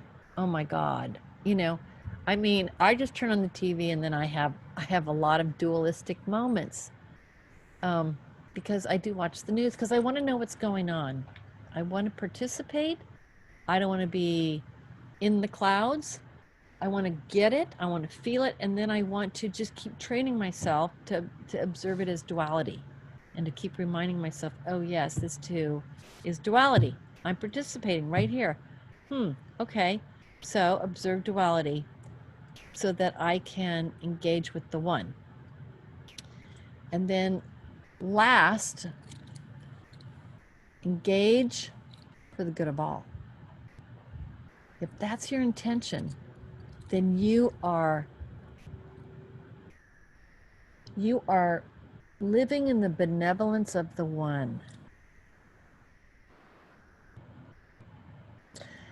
And I'm going to say this again, the teachings that I came from, my early years, from about age 20 to, 31 or 32, something like that. Just, it was being in service to the good of all, being the world server. And I'm like, I don't even know what that means, but now I get it.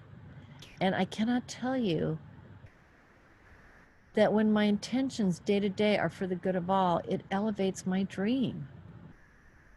And it also, having that intention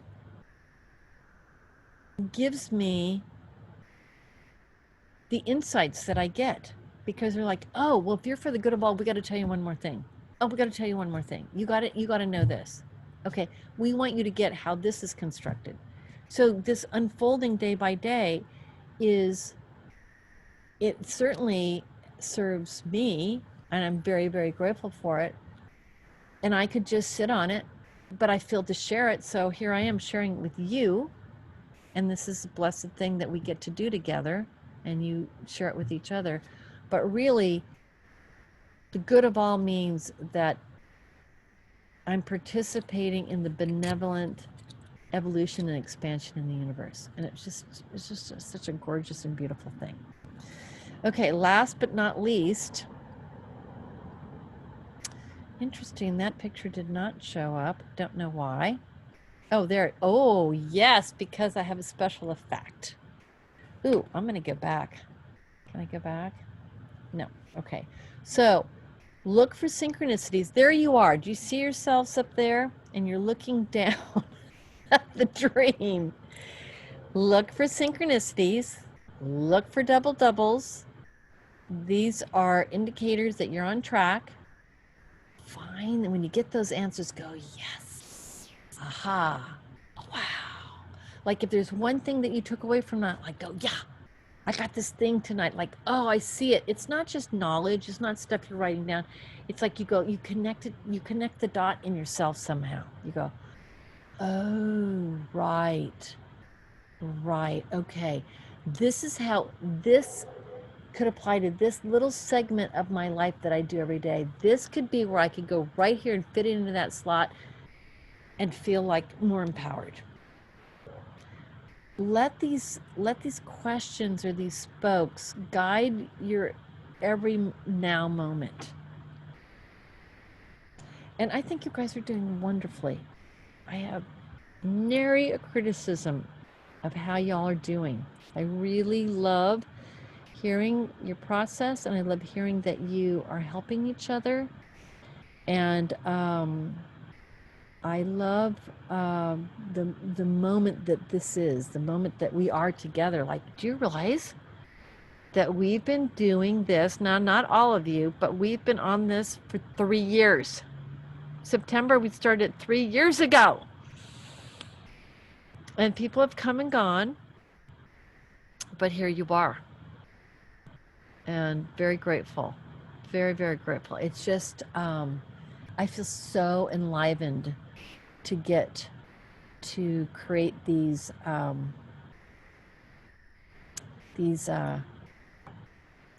don't know what you would call them, these stories that we get to have every 2 weeks. It's just, I'm so grateful because I didn't know this whole thing that I presented. I didn't know that a week ago. I didn't know this information. So it's just such a beautiful and great, there's so much gratitude I have for getting to do this. Okay, so we're going to do a little check-in before we check out.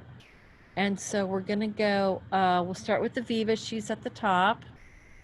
And I think what I'm going to do is I'm going to stop the share here. And I'm going to go to exit. And I think I'm going to go like that. And go like that.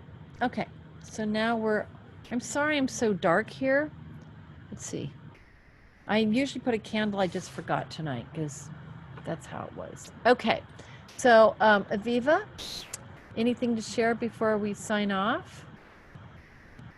I just really been sitting with for some time this whole quandary about like trying to stay awake. And yeah, and just watching different ways that I check out, and I feel like even just in the mundane of like the day-to-day 3D, it can be easy for me to check out.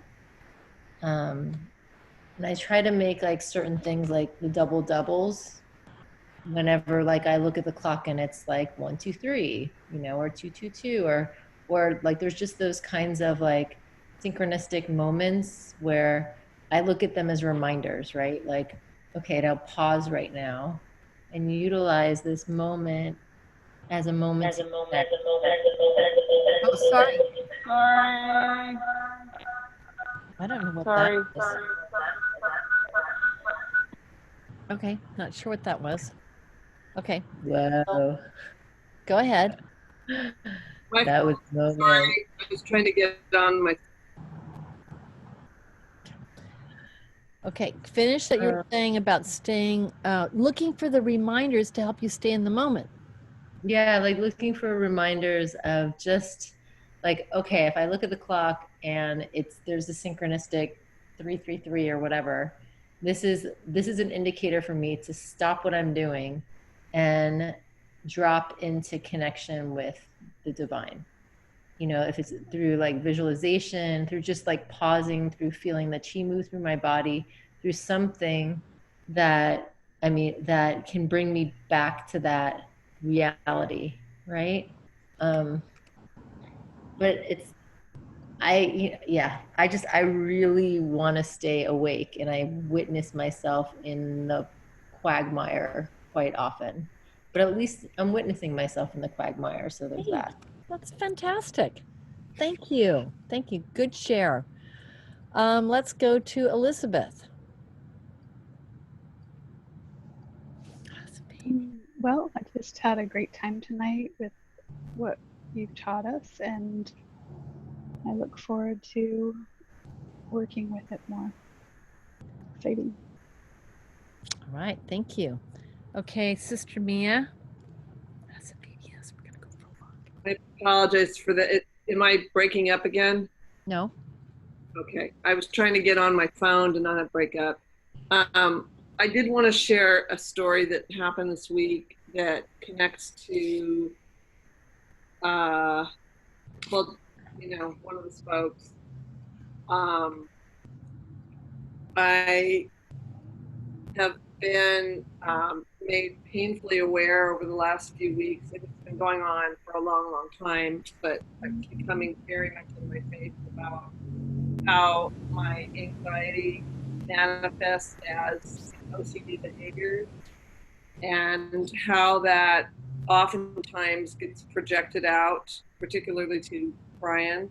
So very controlling. So an example would be, we're doing all this renovation on the house. He's out sanding something or painting something, and I'm like, do you have a tarp under there?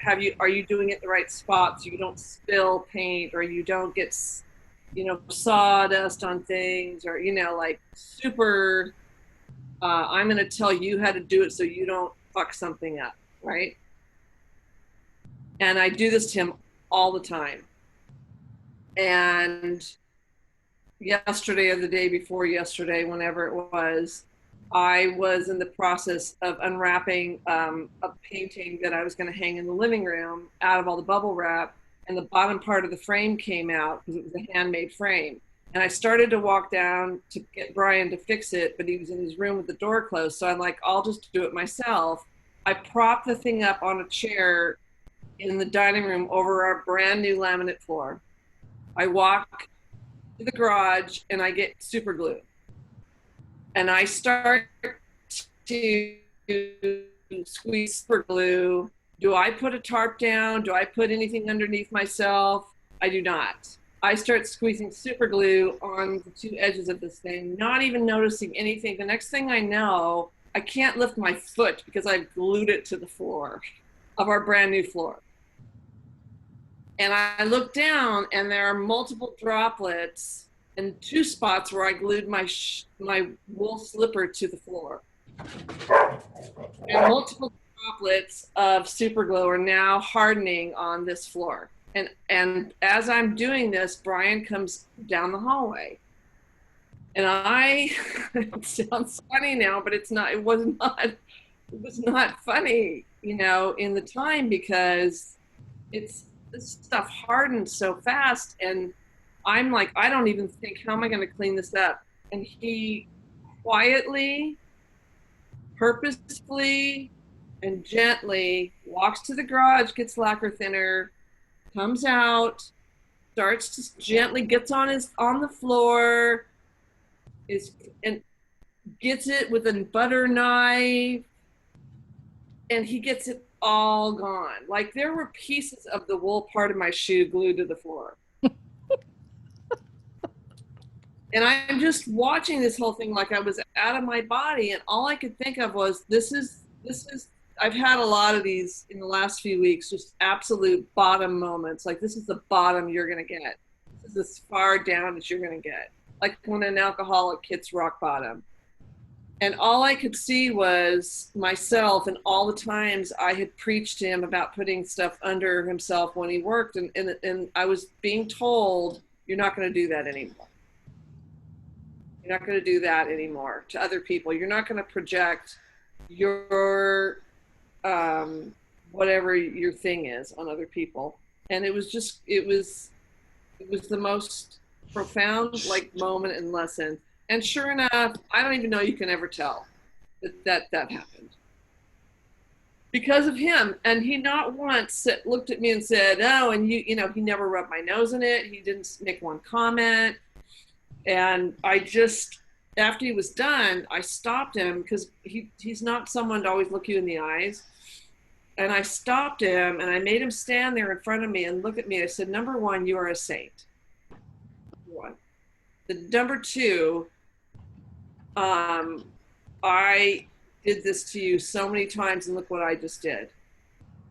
You know, like I just felt like I had to call it in front of him because anyway, whatever spoke that fit into, I think it fits into one of those. I love it. It's so great. That's beautiful. And talk about grace from both of you. Well, it was very hard. It's particularly with how I am really struggling, and you know, in the quiet moments when people aren't around, I'm crying all the time. It was very hard in that situation to not go deeply into I'm a shithead, I'm terrible, I'm such an idiot. I had to really stay like above that, even though I was thinking all those things, but I had to really understand I was being shown something. And I had to take advantage of the opportunity, not just for my own learning, but I had to show him that I saw it. That was super important. Perfect. Thank you for that share. And I have to say, having witnessed the expertise of Brian, you know, I bow to him. So like in my mind, you know, I think of Brian and I bow to him. So anyway, it was a good share on many levels. Floor too, because this whatever kind of laminate floor we picked, it's very forgiving, and I was grateful for the forgiveness of the floor itself and the pattern. Awesome. Awesome. All right. Thank you. Thank you. Thank you. Okay. I'm going to go to Misha Michelle.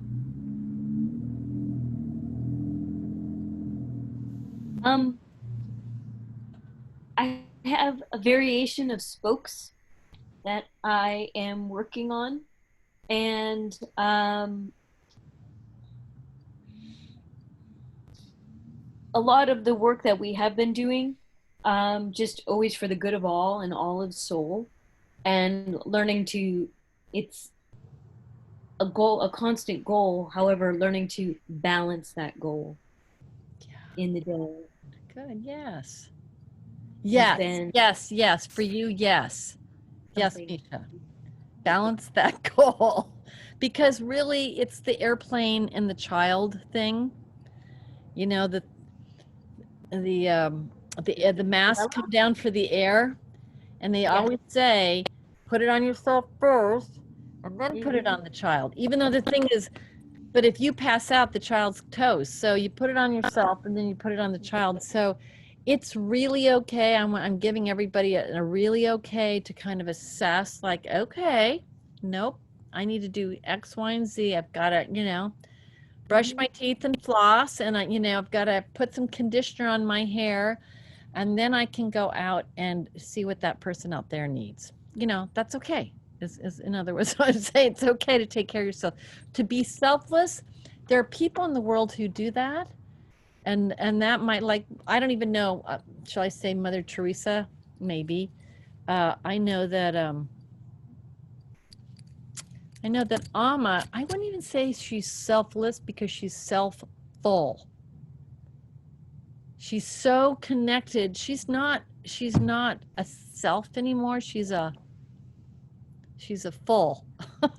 And so she just does whatever comes up for her to do next. And she's a big multitasker. So I looked to her and I know what she went through to get where she is now. She went crazy. Or that's what it looked like to everybody. She went through all her stories, sometimes laying in the middle of the street, rolling around, and it's raining for 2 days, things like that in India. So anyway, you know, how we're going through this is pretty elegantly, in my opinion. Okay, next we'll go with Terry.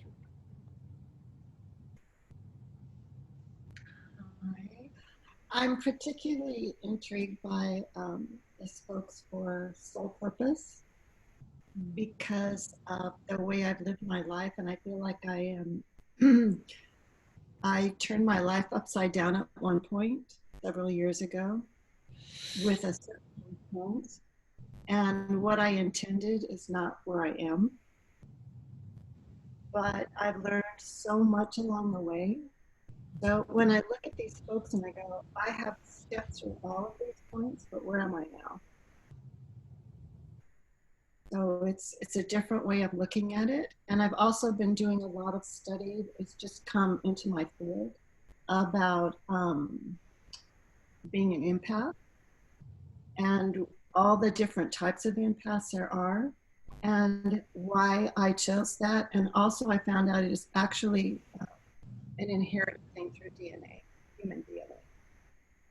So I'm finding out different ways of, instead of holding that energy, transmuting it. And that has shifted things for me greatly to learn how to transmute rather than take on. Absolutely. And you're also allowed, and I dubbed this for all of you. I am absolving you of your need. No, I'm absolving you of the idea that you can be of service by being an empath.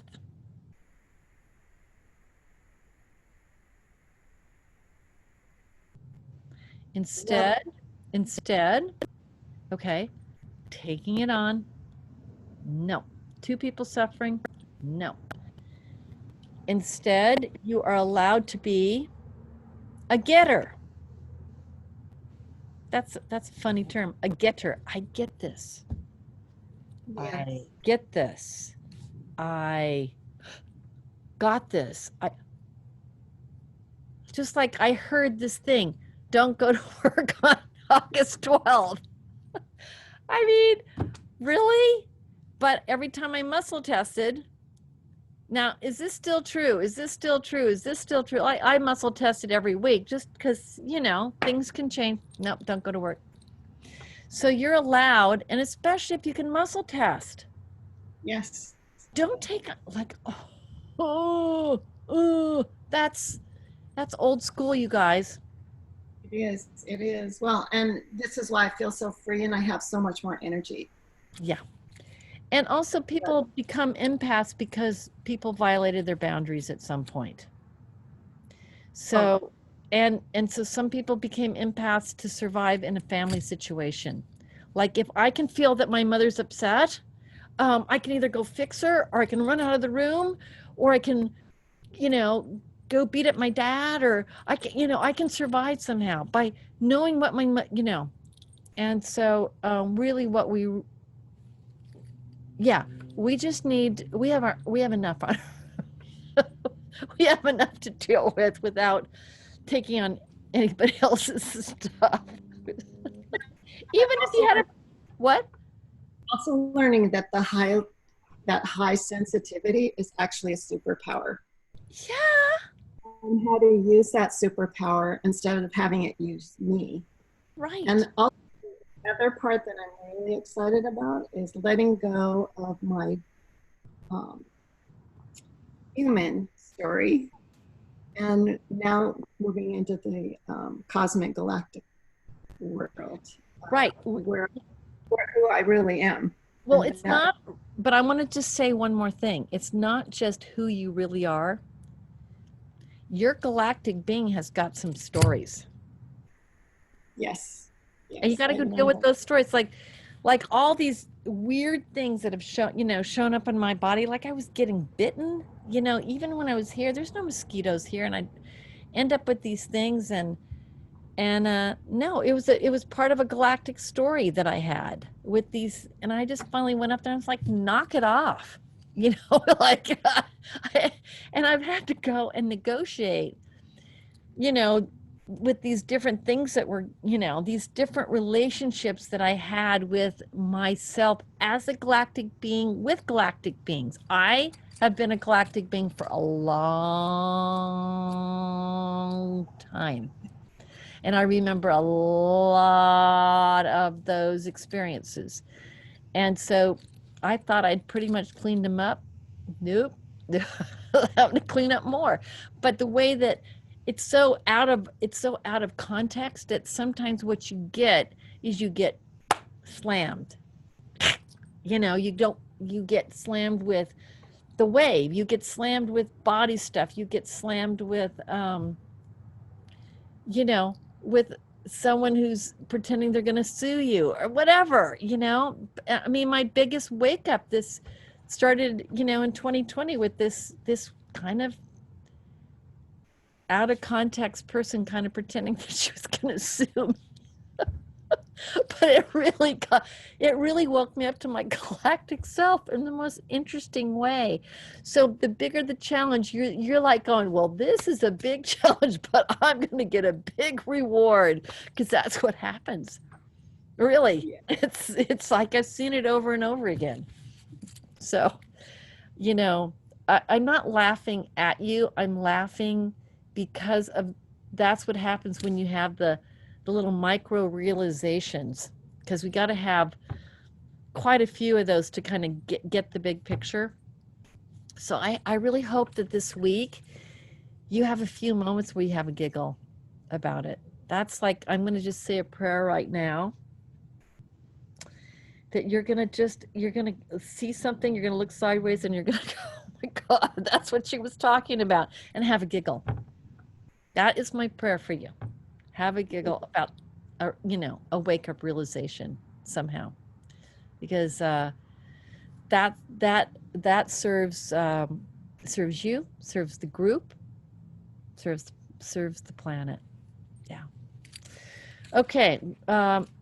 We've gone a little bit over, but I really love your shares always, and I love you. I think you all know that. I'm looking at all of you, your pictures. This is a different way that we're doing it, but Michelle said this, that in some ways this is even more intimate, because I'm seeing Aviva on her beautiful couch that I love, and I'm seeing my sister in the newly decorated, and I love, Misha's place. I haven't been to this place that Elizabeth at, but I've been to Terry's place, and I feel like, oh my God, I love, where you are. I love where you are. I love your habitats as reflections of you. So anyway, you're getting the big dark thing. Next time I'll try to have lights on, but I love you. New moon coming up. I'll be sending out a little something like on that. And we've been doing some really, really phenomenal work on that. So I hope to see you there. And with that, I say a namaste. I love you. Have a great weekend.